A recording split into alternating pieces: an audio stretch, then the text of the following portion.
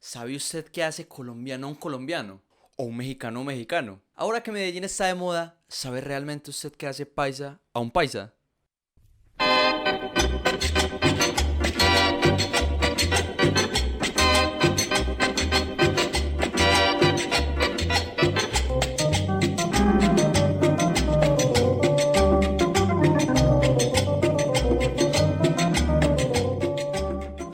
Historias de la música. Música parrandera. Espere. Paisa.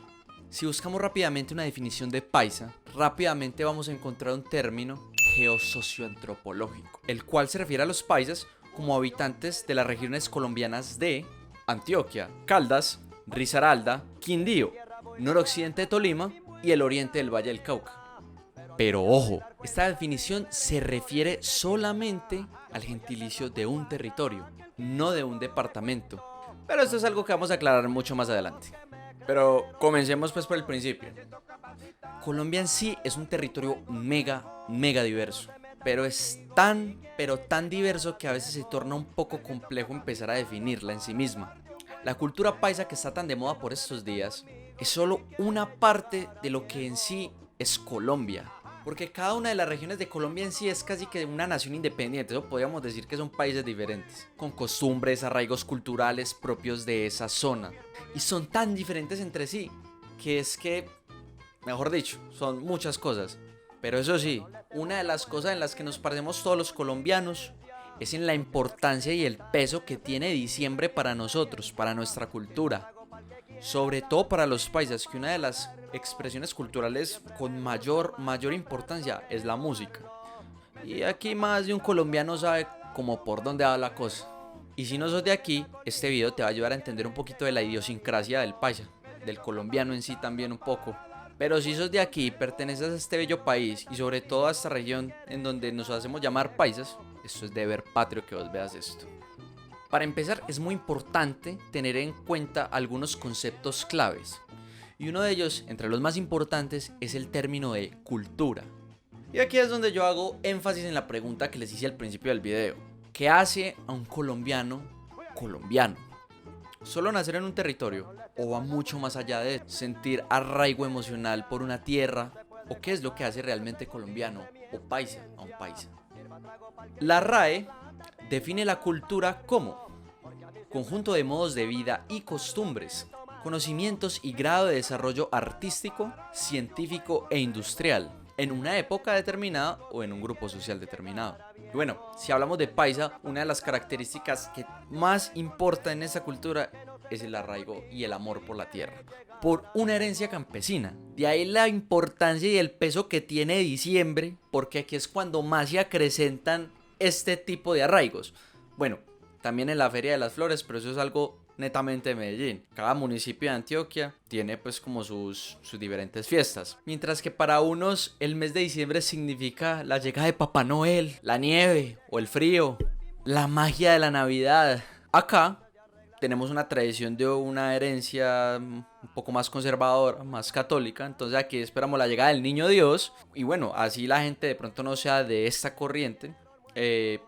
Igual es algo que tenemos como muy metidos aquí en ciertas tradiciones. El arbolito, el pesebre, la llegada del niño Dios, las novenas. Y todas esas tradiciones acompañadas de natilla, buñuelos, empanadas, manjar blanco, porros, gaitas, cumbias, raspa.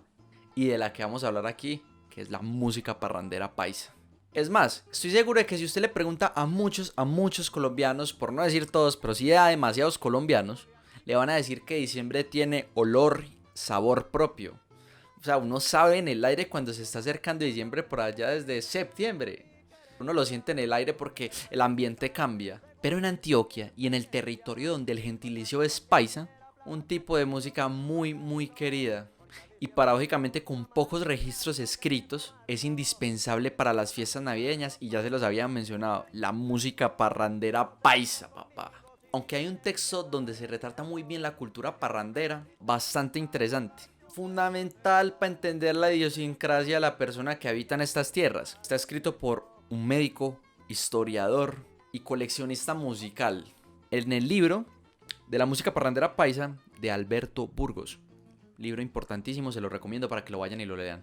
Para que busque pues, ya que mucha de la información que aparece acá en este video es gracias a ese libro. Camine pues y le cuento dónde viene ese orgullo campesino que nos cargamos aquí los paisas hombres. Yo no sé qué está pasando, ni lo que está sucediendo. Como te venía contando, hablar de Colombia es algo bastante complejo, porque al dividirla en sus regiones, estamos hablando de conceptos culturales muy diferentes, demasiado diferentes. Casi que cada una de las 6 regiones de Colombia, como te venía diciendo, actúan casi que como países independientes. No políticamente, sino culturalmente. Entonces vea, tenemos la región del Caribe colombiano. Esa queda hacia el norte de Colombia. La región de la costa del Pacífico y la región andina colombiana, que es la que se encuentra al interior del país, que aquí es donde encontramos ciudades grandes como la capital del país, Bogotá, y otras ciudades grandes como Medellín, Pereira, Manizales y Cali. Aunque Cali tiene unas particularidades bastante interesantes que si quieren me lo dejan en la caja de comentarios y lo hablamos después en un futuro. La región de la Orinoquía o de los Llanos Orientales, la Amazonía colombiana y la región insular que ya está ubicada fuera del territorio continental colombiano, que está allá en Centroamérica, con el archipiélago de San Andrés y Providencia.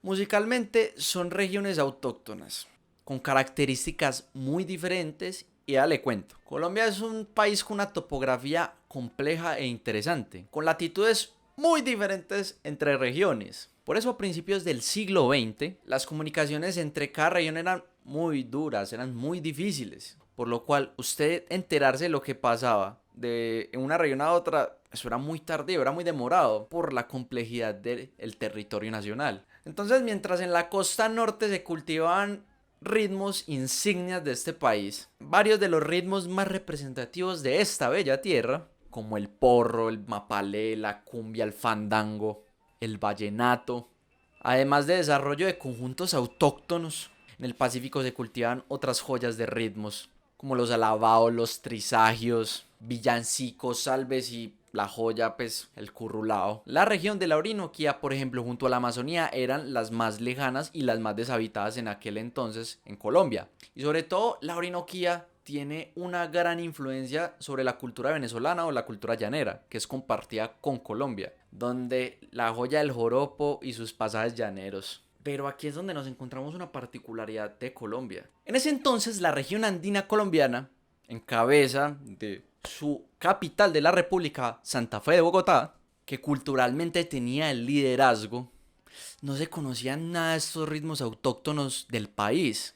Era muy poco lo que se sabía de las demás regiones. Además de la aristocracia no tener mucho interés por esto. Porque si no venía de Europa y estaba hecho con tambores, la gente no lo miraba, no le paraban bolas.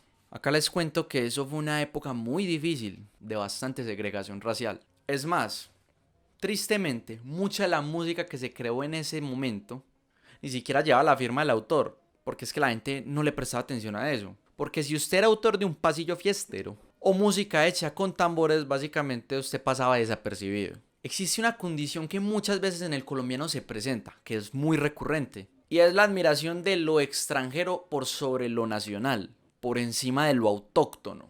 Por más que en la actualidad se esté trabajando para resaltar todas esas cosas típicas que tiene la nación y fomentar el orgullo por la tierra. Eso es algo que ha estado muy presente en la nación. Pille pues, en ese momento, estamos hablando más o menos de principios del siglo XX, o sea 1900, en la capital de la República, Santa Fe de Bogotá, lo que se escuchaba realmente, lo que se bailaba, eran todos los ritmos con una fuerte herencia europea. Europeos como un berraco. Como lo son el paso doble, el chotis, la polka, la mazurca, entre otros varios. Pero como les cuento, lo de aquí, lo propio, eso no se bailaba pero nada, al interior eso no se conocía. Y la misma vaina sucedía aquí en Medellín. Básicamente Bogotá era quien imponía la parada cultural dentro del país, dentro de los aspectos de gusto general en la región andina colombiana. Influía mucho en el gusto público. Y Medellín siendo la segunda ciudad más importante del país, ni más faltaba que no estuviera a la vanguardia de la moda de lo que estaba sonando en el momento. Y eso que en Antioquia existe una mezcla multiétnica muy grande, pero la invasión cultural española todavía seguía muy presente aquí en el entorno social. El ideal de una sociedad criolla muy culta, con una fuerte herencia europea. Imagínese algo así como lo cuenta don Alberto en su libro, que más bien en estos tiempos lo pone a uno a reflexionar fuertemente sobre el asunto. Y bueno, yo sé, para entender este tema hay que tener mucho contexto, porque digamos que la música es un resultado del entorno social. Entonces, teneme paciencia, por favor, teneme paciencia.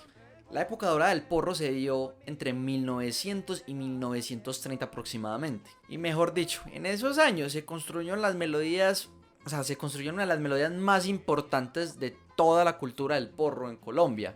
Eso coja papel y lápiz para que cuando acabe de ver este video, no ya, ahorita más tardecito, vaya y escuche las joyas de temas. El Binde, Soy Pelayero, El Pájaro, El Pilón, El Barrilete, entre otros. Imagínense que Antioquia vino a saber que era un porro por allá en 1930. Parce, eso es impresionante. Y es interesante porque todas esas expresiones culturales que iban saliendo, eso no se aceptaba de inmediato. Siempre hay un cúmulo de la población que tiene una resistencia a dejar entrar en su entorno cosas nuevas. Póngase nomás a pensar usted cuántas tendencias hay que les pasa lo mismo, pero en la actualidad. Si quieres, déjamelo en los comentarios para que empecemos a hablar un poquito más de eso, tendencias musicales. Entonces, en ese momento, el porro era música propia de las negritudes. Y como les digo, el clasismo y el racismo no eran ajenos aquí en Antioquia, y tampoco a Cundinamarca. La música tradicional folclórica que también se seguía cultivando en la costa tampoco se salvaron de la discriminación. Oiga, ni más faltaba. Esta música también era considerada de bajo mundo. Como contaban esas historias que se pasan los viejos por tradición oral de generación en generación. Imagínense que en los clubes de Valledupar, tierra del vallenato, oiga pues, tierra del vallenato, esa música no se tocaba sino después de las 12 de la noche, allá, en los clubes más prestigiosos. Ya solo cuando quedaban borrachos en el radar. Entonces eso no habla muy bien de la aceptación de la música dentro de la cultura popular. Y bueno, esto también pasa con la música parrandera. Y si tuviéramos que darle un momento en el cual empieza a tener un origen dentro de la sociedad, de cuándo se empieza a gestar el movimiento parrandero en Colombia, tiene varios matices, la verdad. Y ojo pues, esto te va a resultar interesante. La música parrandera en sí es famosa dentro del territorio nacional, es famosa en Colombia. Pero aquí vamos a ver una de las épocas de apogeo más grandes de todo este movimiento. Época de remembranza de esta música. En 1938 podemos remontarnos a que se escribe una canción de temática navideña al ritmo de parranda. Esta se considera la primera melodía decembrina bailable netamente paisa, a manos del compositor Francisco González, que se le conoce en el ámbito de la música parrandera como el Mono González. La canción se titula 24 de diciembre. Vea la perla. Esa canción fue a México por el dueño de una discográfica que se llamaba Félix de Bedut. Entonces allá lo grabó un dueto mexicano muy conocido de la época que se llamaba Pepe y Chabela. Ya se imagina usted qué tan paisa sonaba esa vaina. Todo al ritmo de mariachi. Pero a pesar de todo esto, lo que de verdad nos pone a reflexionar es que el tema fue un rotundo éxito. Y una de las razones más importantes era que venía del exterior. Nuevamente algo gestado en Colombia por la cultura colombiana, pero que se aprecia porque viene del exterior. El marranito que habían comprado desde noviembre para engordar, ya de las patas bien amarrado, empiezan todos a chamuscar. Y aunque se grabaron más versiones y que son más paisas como la de Lucy Figueroa u otras que de pronto suenan más a Caribe como la del maestro Lucho Bermúdez, esas no fueron tan sonadas como la parranda mexicana que se popularizó en aquel entonces. Cosas para reflexionar. Pero un nuevo suceso marca la historia de la música al interior del país. Mire pues, píllesela. Ese mismo año, en el 1938, el 1 de abril, para ser un poco más exactos, se funda la estación de radio Radio Santa Fe. Y como esto fue un acontecimiento supremamente importante para la difusión cultural del país, ese mismo día se dio un despertar en la fría capital del país. Todo con la radiodifusión de la canción Que vivan los novios, del compositor de Fusagasugá, Emilio Sierra. Y ustedes se preguntarán, ¿por qué digamos que un despertar en la capital? Vea pues, el hecho de que se pasara esta canción por la radio dio paso a que en la capital del país se diera la transmisión de una canción bailable, sabrosa, un ritmo que estaban haciendo. Entonces este ritmo es lo que se conoce como rumba criolla.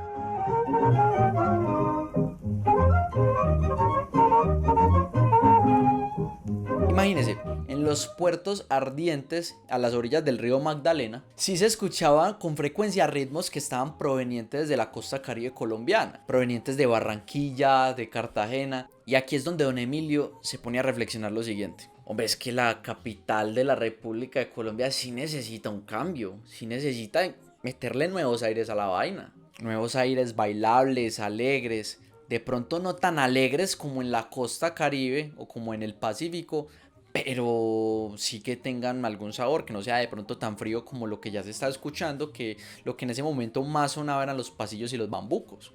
Dicho pues como por las mismas personas que creaban música en ese entonces, a esa música también le denominaban música fría. Porque lo que se necesitaba era incitar al baile, incitar a que el cuerpo se moviera. Y aquí es donde don Emilio también llega a la conclusión de que hay que seguir explotando esos ritmos bailables, hay que seguir creando. Pero, como les digo, todo lo nuevo crea resistencia en ciertos sectores tradicionales de la población. A don Emilio también le llovieron críticas, o sea, eso era fijo, ni más faltaba. Porque estaba, digamos, desligándose del acartonamiento que había sobre las clases. Y eso también influía en la música, influía en ciertos tipos de demostraciones artísticas. Entonces, salirse de ese esquema que ya se venía dando era algo, digamos, retórico para el momento. Y aquí es donde empieza el cambio musical al interior del país. Y como la capital era la que daba la parada cultural, entonces en Medellín también pasó lo mismo. Imagínense que en 1939, en pleno inicio de la Segunda Guerra Mundial, había un importador de música que se llamaba José Vicente Mogollón. Entonces este hombre llegó y le dijo imagínense quién, nada más y nada menos que al maestro Lucho Bermúdez. En ese momento el hombre tenía más o menos 27 años aproximadamente, sí. Con la ayuda del hombre fundan la Orquesta del Caribe. Y esa orquesta subió como espuma, eso lo reproducían en todas las radios del momento, por todas las radioestaciones del Caribe, haciéndole frente pues a la reconocida orquesta del momento que se llamaba Casino de la Playa. Imagínense, la orquesta del maestro Lucho entonces empieza a recibir contratos, a recibir contratos para que se vayan a tocar a la capital del país. Y la aceptación general de la gente, digamos que fue muy positiva, porque era la primera vez que escuchaban ritmos como fandangos, cumbias, porros. Y la aceptación fue mucha porque era la primera vez que muchos de esos pobladores de la capital escuchaban ritmos traídos de otra parte del país, de la costa. Y como les digo, si tuvo buena recepción allá en la capital, en Medellín, eso iba a ser lo mismo. ¿Por qué? Porque Bogotá tenía la parada cultural del país y sobre todo del interior. Y aunque muchos también lo siguieron catalogando con desdén y lo siguieron encasillando en que eso era música afro, al menos la gente ya sabía que esa vaina existía. En 1945, de la mano de una de las empresas discográficas más importantes del país, a la que igual le debemos demasiado, pues ni más faltaba, Discos Fuentes. Esta empresa comienza una de las épocas doradas de la música en Colombia. Una vez comienza a distribuir los discos pensados, vea, escuche y verá. Guillermo Buitrago, Orquesta Emisora Fuentes, Orquesta de Guido Perla, el Atlántico Jazz Band y muchos otros artistas. Y me imagino que el que más les está sonando es el nombre Guillermo Buitrago. Hombre, eso tiene una razón de ser. No, es que espérate, te cuento. Mira y verás, espérate. Entonces, en ese mismo año, 1945, llega traído desde México un cantante que se llamaba Domingo Ramírez, que en el ambiente pues, musical de acá se le llamaba o se le conocía como Valedor Ramírez. Ese señor fue reconocido por grabar en Medellín una de las canciones con uno de los atributos más importantes de la música paisa, la cual es la picardía y el doble sentido que tienen las letras de los paisas. Y muchas personas yo creo que saben que nosotros hablamos todo el tiempo con doble sentido. Entonces la canción que interpreta el señor Valedor Ramírez también está compuesta por el que ya les había mencionado antes, el señor El Mono González. La canción tiene por título Mándame aguinaldo. Se lo pago yo. Fuera. Anda Manuela, Tiburcia, Josefa, Terapia, Carmela y Teresa. Un hecho del desarrollo innegable en la música paisa tiene su trasfondo en un hecho lamentable, que ya es conocido por muchos en la historia aquí de Colombia, que es el flagelo de la violencia, que ya es muy conocida por muchas personas y que eso pues es algo que ya Colombia en su pues, en su historia. Todo de la mano de la violencia política. Que en sí este solo tema amerita muchísimos videos. Pero entendamos que a causa de la violencia empiezan a verse las consecuencias de esto. Y una de estas consecuencias es el desplazamiento forzoso y la migración masiva de personas de municipios de Antioquia o de los departamentos cercanos a Medellín. Todo esto finalizando los años 40. Y aquí es donde empiezan a aparecer nombres de músicos muy reconocidos en la escena de la parranda colombiana o de la parranda antioqueña, venidos de diferentes municipios y departamentos del país o de la región a lo que nosotros denominamos paisas, pues en ese sector. Entonces aquí es donde les voy a contar nombres de artistas muy importantes como los hermanos Bedoya, José, Agustín y Joaquín, Neftalí Álvarez, Libardo Álvarez, Judith Arboleda, entre otros grandes artistas venidos de diferentes partes de Antioquia. Aunque ya hacía varios años, la ciudad de Medellín está inundada con grabaciones de un conjunto muy particular que era de la costa caribe colombiana, que si bien no tocaban lo mismo, influyó demasiado en la forma en la que se interpreta la música parrandera. ¿Te suena el nombre de Guillermo Buitrago? Ah, cierto que sí. Sí te suena porque ahorita lo mencionamos. Entonces te voy a contar ahora sí porque es que este señor es tan sumamente importante. Imagínese que a él se le denomina como el rey de la parranda. Pille pues, póngale ojo. Los que somos de este país, específicamente el departamento de Antioquia, sabemos que no hay diciembre, no lo hay. Un diciembre en el que no se escucha Guillermo Buitrago. Y yo no sé si les sorprende a ustedes tanto como a mí en el momento en que me di cuenta de esta vaina, pero en serio me sorprendió. Y me sorprendió porque el ritmo que él interpreta no es parranda, sino vallenato. Vallenato, imagínense pues. O sea, él es el rey de la parranda, pero en un formato de vallenato clásico, de un vallenato muy clásico. O sea que hay que entender que una de las raíces más importantes de la música parrandera paisa es el vallenato. Imagínense pues. Entonces te voy a contar un poquito de cómo está estructurado el formato de la música parrandera. 2 guitarras, que generalmente es una guitarra requinto, pues esto no es una regla, pero sí, es muy usual. Bongo, guacharaca y la voz. En formatos modernos también se utiliza el timbal latino. El bajo eléctrico es súper importante que siempre esté ahí. En algunos formatos, en algunas canciones también se ha utilizado el acordeón. Imagínense pues cómo está relacionada estas dos cosas. Pero siempre en la percusión tiene que estar presente el bongo. Pero entonces en el vallenato tradicional, me imagino que vos cuando pensás en vallenato siempre te viene a la cabeza el acordeón. Imagínense que tenía dúo de guitarras, guacharaca y en vez de los bongos, tienes la caja vallenata. Aparte pues obviamente de la voz. Muy parecido, ¿cierto que sí?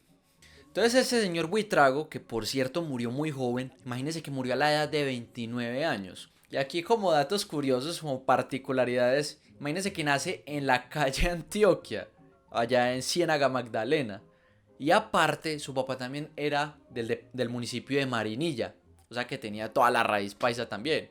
Pero entonces, aparte del formato, ¿por qué también es tan influyente entonces el señor Buitrago dentro de la música parrandera? Entonces, vea pues, hay algunas, aparte del formato, que también pueden ser muy válidas. Una de ellas, en la época de la violencia aquí en Colombia, entonces estamos hablando específicamente en Antioquia, la gente se identifica mucho con un tema en el cual él interpreta.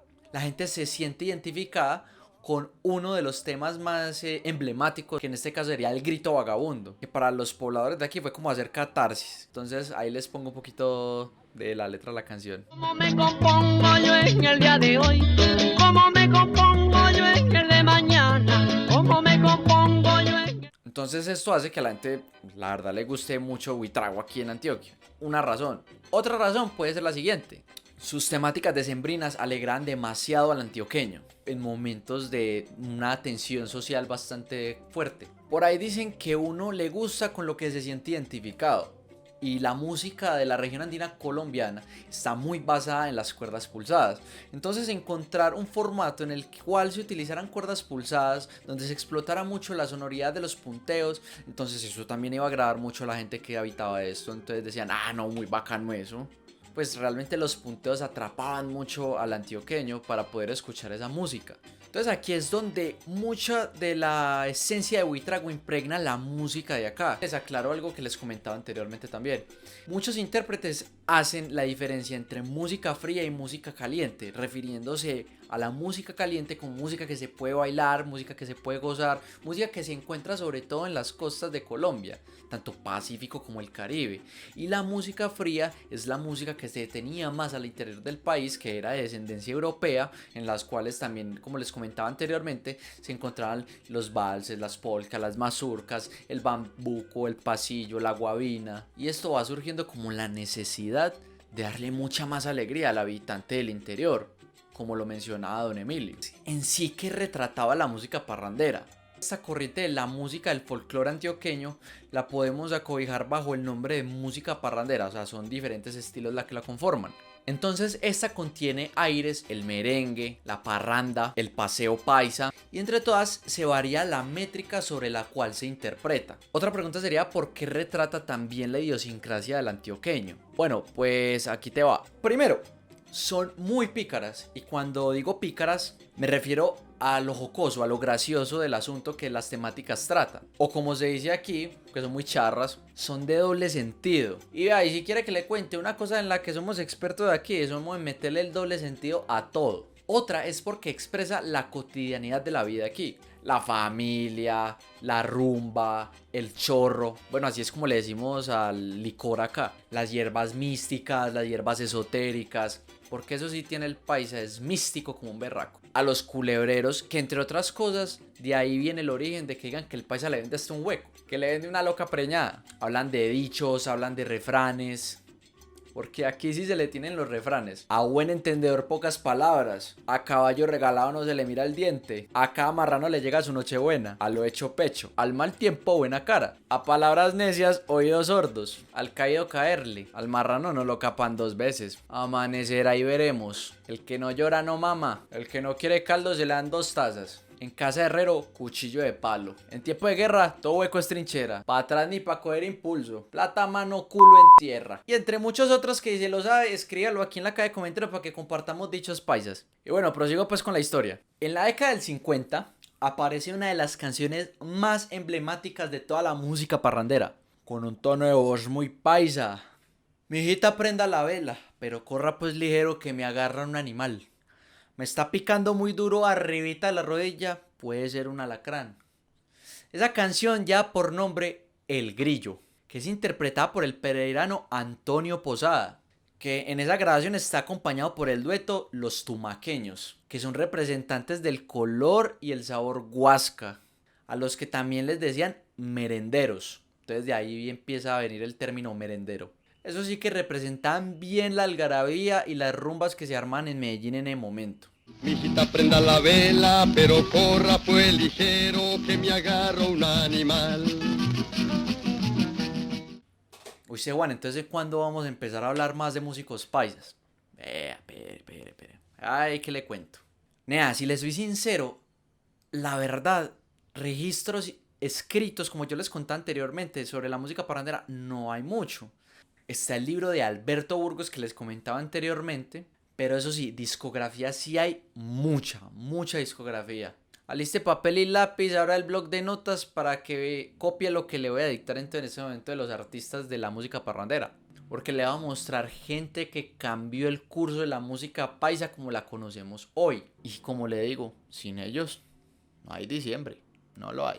Los hermanos Bedoya, Agustín Bedoya, José Bedoya y Joaquín Bedoya. Octavio Mesa, que ese sí que mucha gente lo debe conocer ahora por las tendencias de sus canciones. No hay golpe que yo falle, ni bala que yo pierda. La vida que yo tengo vale una puta mierda. No hay golpe que yo falle, ni bala que yo pierda. La vida que yo tengo vale una puta mierda. Gildardo Montoya, Judith Arboleda, Consuelo Pérez. Todos ellos muy representativos y hay muchos más, pero que se los voy a dejar aquí en la caja de comentarios para que también puedan ir a verlos. Además de muchos nombres que son joyas de la música de acá. Muchos que son foráneos de aquí de la ciudad, pero que han venido del departamento y de otros departamentos a hacer música.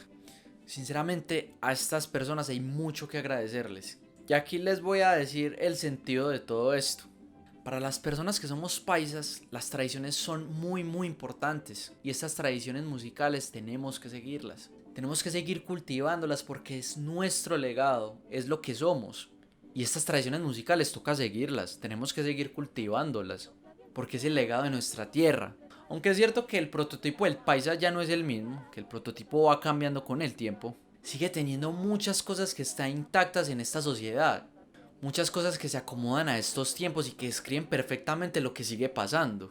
Hay muchas personas que pueden considerar que esta música es vulgar en su vocabulario, por todo su contenido de doble sentido, por ejemplo. Pero le digo una cosa, esta música es auténtica y describe muy bien el habitante de estas tierras. Y es como decía Octavio Mesa, es exponer las situaciones de la cotidianidad y ponerle un poquito de picante, ponerle un poquito de doble sentido, que no es lo mismo que vulgaridad. Y yo pienso que expresarse así de cierta manera es poético, porque realmente ¿qué es más poético que lo auténtico? Algo que también decía don Octavio Mesa es que yo no sé por qué dicen que mi música es vulgar o que es grosera, si yo lo único que digo en mis canciones es hijueputa y malparido. Así no hablamos pelo antioqueños, y de cierta manera narra lo más auténtico de nuestra sociedad. El ser humano evoluciona, el país evoluciona, y puede que ya hayan muchas más situaciones de la vida cotidiana, pero la música va a seguir evolucionando con esas situaciones.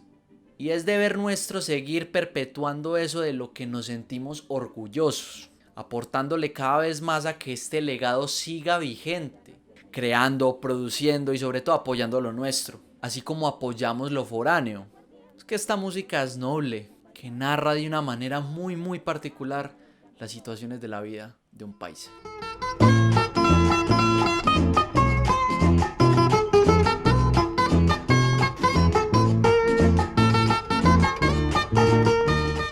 Muchas gracias. Si te gustó este video, por favor síguelo apoyando, suscríbete al canal, comenta para que sigamos produciendo muchos más videos de esta manera, contando más historias de la música. Hey, gracias, la buena, gracias por el like. A escuchar música parrandera pues. Aquí me tiene de nuevo los que me creyeron muerto. Me siento capacitado para darte un buen consejo. Que no se meta conmigo si quiere llegar a viejo. Me siento capacitado para dar